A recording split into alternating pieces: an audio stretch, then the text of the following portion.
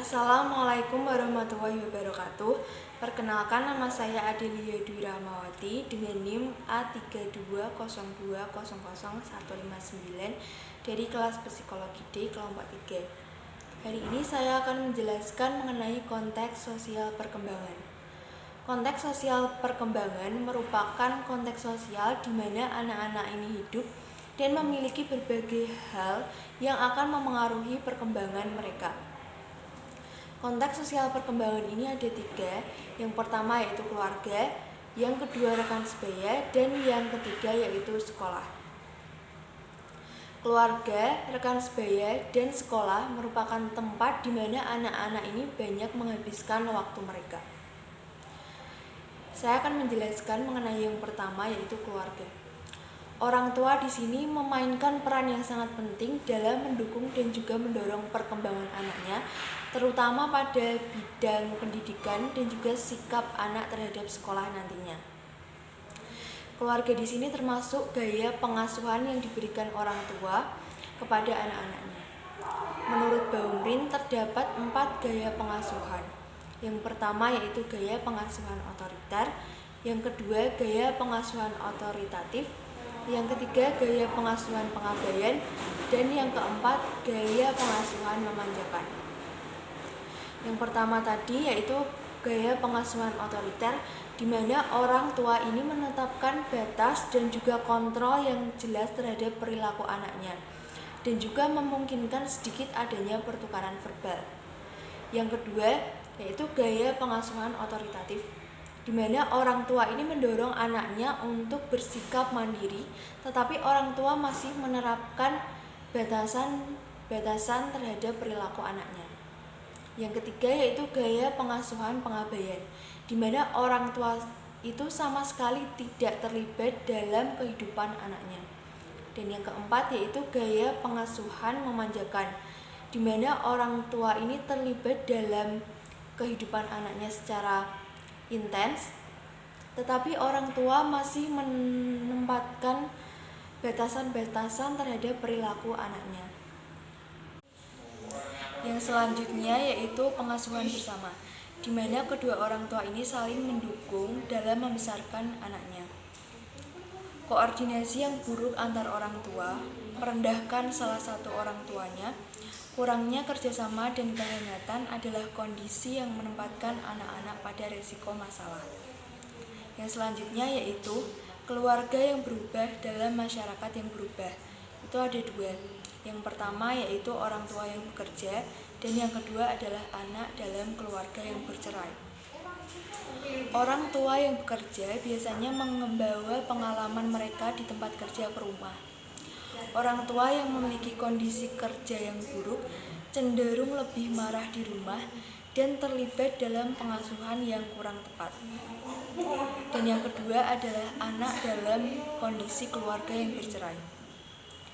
Anak-anak dari keluarga yang bercerai itu menunjukkan penyesuaian yang lebih buruk daripada anak-anak yang berasal dari keluarga yang utuh. Efek perceraian pada anak sangat kompleks, tergantung pada faktor-faktor seperti usia anak, kekuatan dan kelemahan anak saat terjadinya perceraian, status sosial ekonomi, dan fungsi keluarga setelah adanya perceraian.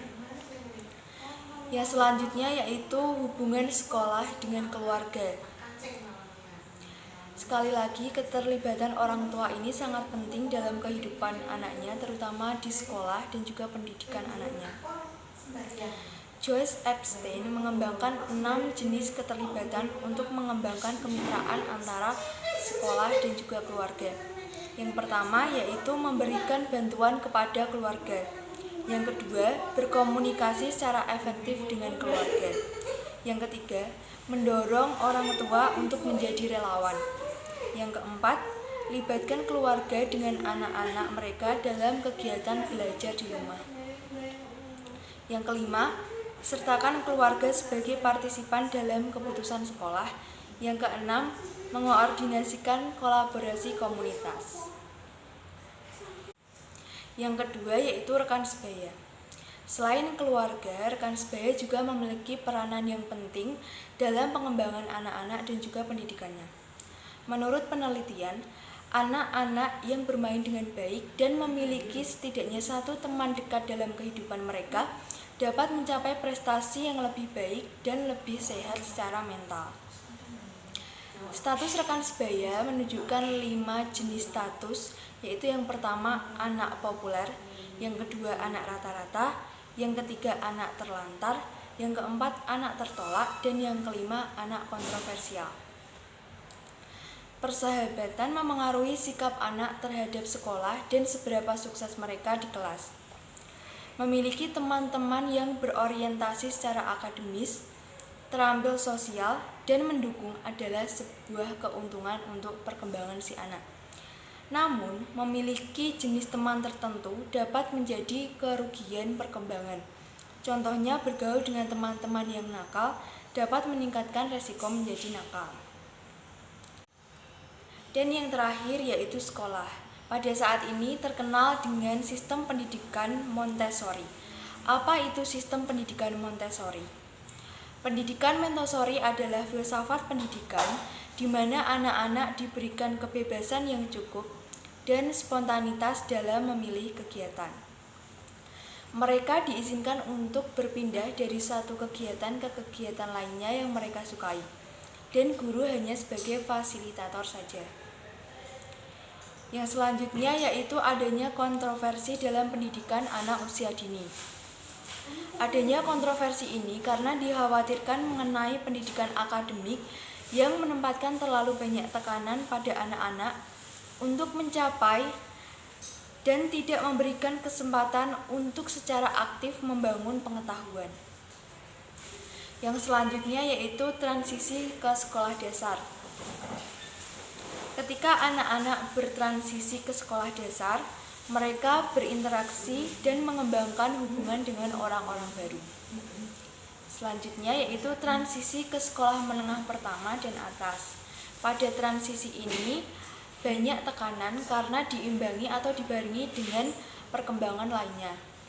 Dan yang terakhir adalah sekolah efektif untuk remaja. Para kritikus berpendapat bahwa sekolah-sekolah ini menawarkan kegiatan yang mencerminkan berbagai perbedaan individu dalam perkembangan fisik atau biologis maupun perkembangan psikologis di kalangan remaja. Baiklah, sekian yang dapat saya sampaikan. Jika ada kekurangan, saya mohon maaf. Wassalamualaikum warahmatullahi wabarakatuh.